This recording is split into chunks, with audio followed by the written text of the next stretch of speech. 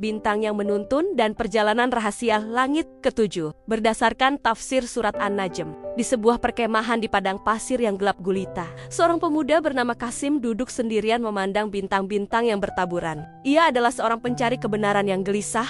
Hatinya dipenuhi keraguan tentang berbagai keyakinan yang dianut kaumnya. Tiba-tiba, dari kejauhan, tampak olehnya sosok agung Nabi Muhammad SAW sedang bersemedi di Gua Hiro. Dalam pandangan Qasim yang menganga, cahaya terang memancar, menyelimuti Rasulullah. Dan sebelum ia menyadarinya, malaikat Jibril muncul dalam wujud aslinya yang perkasa, memenuhi ufuk langit. Dengan hati berdebar, Qasim menyaksikan Nabi terbimbing malaikat dalam suatu perjalanan spiritual yang dahsyat, Isra Mi'raj. Ia melihat bagaimana Rasulullah melakukan perjalanan dari Masjidil Haram ke Masjidil Aqsa, kemudian melangit ke Sidratul Muntaha, tempat yang tak pernah dijangkau makhluk manapun. Ini bukanlah khayalan, bisik hati Qasim.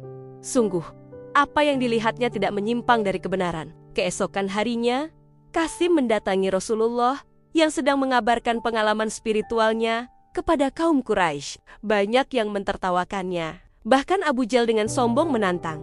Jika engkau benar telah melakukan perjalanan semalam, coba gambarkan bagaimana bentuk Masjidil Aqsa. Namun, Qasim terpana ketika Rasulullah dengan tepat menggambarkan setiap detail bangunan suci itu, termasuk jumlah tiangnya dan ciri-ciri khasnya. Padahal beliau belum pernah mengunjunginya sebelumnya. Saat itulah turun wahyu, dan sesungguhnya Muhammad telah melihat Jibril itu dalam rupanya yang asli pada waktu yang lain, di dekat Sidratul Muntaha. Di dekatnya ada surga tempat tinggal.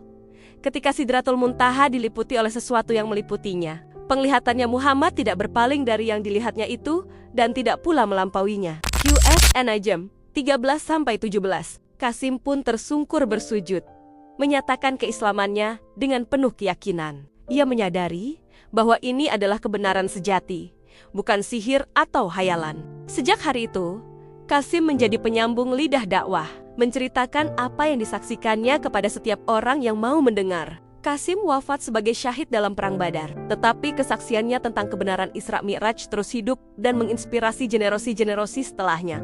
Ia membuktikan bahwa iman bisa lahir dari penyaksian mata hati yang jernih. Penasaran dengan kisah Quran yang lain? Yuk kita dukung dengan like, subscribe ya!